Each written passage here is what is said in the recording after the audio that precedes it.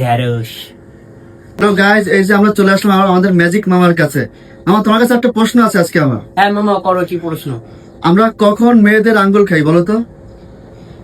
এটা তো আমি জানি না মামা, কখন মেয়েদের আঙুল খাই। এটাও জানো না তুমি ম্যাজিক মামা? এই দেখো, লেডিস ফিঙ্গার।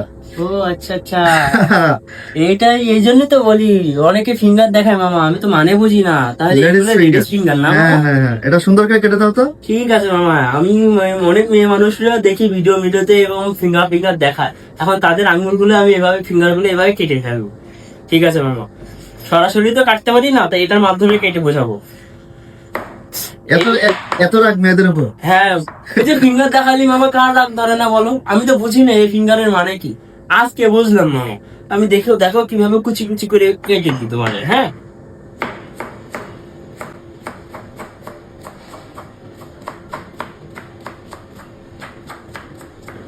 দেখো তো মামা কত সুন্দর করে কেটে ফেললাম।